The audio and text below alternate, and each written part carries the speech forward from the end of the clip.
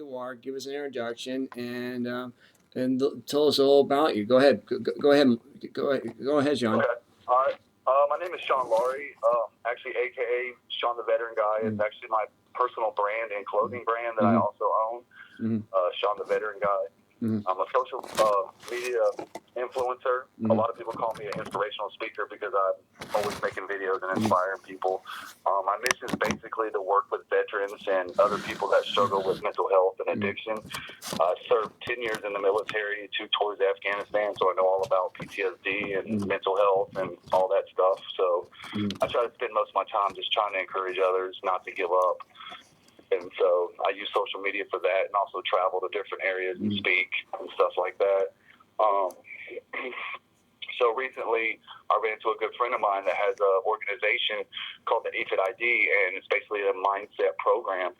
And I loved everything about it. But I said, but it didn't sound like it was for veterans. So I decided to come up with something called, Veteran Mindset 2.0 to give basically veterans that come out of combat, come out of life, they have a certain way of thinking. A lot of them lose a lot of passion. They have no purpose for anything anymore. And so I decided to I'm writing a book, and it's a program, Veteran Mindset 2.0, to kind of upgrade the level of your thinking. So stop thinking so much like if you're diagnosed with depression, if you're diagnosed with PTSD, you don't just live in that area. Like you're not trapped. So I try to teach people that you can, if you want to be better, it doesn't matter what you're diagnosed with, as long as you're pushing through and moving forward, you can beat your diagnosis is basically what it's about. It's just uplifting your mindset to a different level. So that's cool.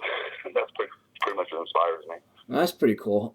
And what's the benefits you think that book's going to have, maybe besides leadership and also with people who are in the military, who do not understand the military? How would it benefit somebody who outside the military? How would it benefit them? Well, especially because anybody that's struggling with mental health, it will definitely benefit them, because it's going to show them that you're going to take somebody that has been diagnosed with mental health, depression, anxiety, PTSD, sexual trauma, whatever trauma you've dealt with. It's going to show you that you can take somebody that's been through all that, including addiction, and turned his life around completely to basically like where I'm at today. 3 years ago, I was looking at suicide. 3 years ago, I was looking just to end it all, and I was a terrible drug addict, running around the streets trying to, catch the next fix. And then here I am today, traveling, speaking, inspiring people, and doing what I do. So I think if anybody was to read it, they're just going to be like, wow, it's going to be inspiring for them, because they're going to want to get up and say, you know what, if this guy can do it, I can do it. I'm not going to allow myself to be, You're a victim. to not reach my goals because of whatever reason I have in my life. That's pretty cool. That is really, because we had Michael Fortune on this program. Unfortunately, he had PTSD, and I found out talking to another person, to another veteran, and she said that his wife destroyed him. So it's unfortunate, but it's sad, that situation. But at least we had Michael on. It's like we have you on, get you on this program, let you talk about.